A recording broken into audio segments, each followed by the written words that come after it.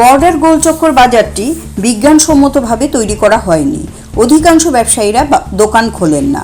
বাজারটিকে বিজ্ঞানসম্মতভাবে গড়ে তোলার কাজ লোকসভা নির্বাচনের পর শুরু হয়ে যাবে বললেন আগরতলা পুর নিগমের মেয়র দীপক মজুমদার। মঙ্গলবার তিনি বর্ডার গোলচক্কর বাজারটি পরিদর্শন করেন। সঙ্গে ছিলেন mayor in council Tusharkanti Bhattacharya, পুর নিগমের কমিশনার শৈলেশ কুমার যাদব সহ অন্যান্যরা।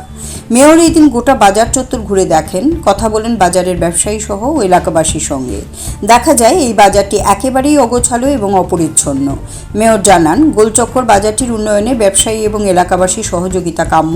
লোকসভা নির্বাচনের পর কাজ শুরু হয়ে যাবে, এর মধ্যেই প্ল্যান তৈরি করে নেওয়া হবে।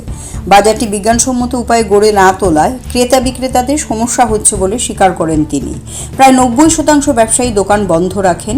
উন্নত বাজার গড়া হলে আর এই সমস্যা থাকবে না বলে অভিমত মেয়রের। প্রসঙ্গত, রাজধানীর বিভিন্ন বাজারগুলি উন্নয়নের কাজ শুরু হয়েছে বিজেপি পরিচালিত বোর্ড গঠনের পর থেকেই। দুদিন ধরে আমি বলবো প্রায় অলমোস্ট অচল অবস্থা। যারা ব্যবসা করতেন তারা ব্যবসা করার মতো পজিশনে ছিলেন না। এই কারণে যখন এটা নির্মাণ করা হয় তখনই সম্মতভাবে হয়েছে, বিজ্ঞানভিত্তিক বাজার হয়নি বা ক্রেতা বা ব্যবসায়ীদের আলটিমেটলি বাজার চালু রাখার মতো ব্যবস্থা ছিল না। যাই হোক, দীর্ঘদিন সংস্কার অভাব ছিল।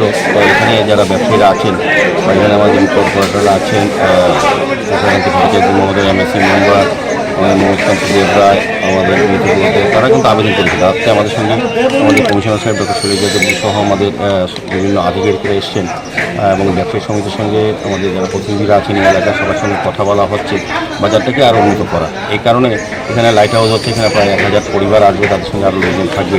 তাদেরকেও এই বাজারে যাতে ক্রেতা হিসেবে তাদেরকে সুযোগ দেওয়া যায় এবং সার্বিকভাবে এই এলাকার উন্নয়নের সঙ্গে সঙ্গে যেহেতু আমাদের এখানে রাস্তা, ড্রেন সমস্ত উন্নয়ন হয়েছে, সঙ্গে বাজারটা উন্নয়নের চেষ্টা আমরা করব।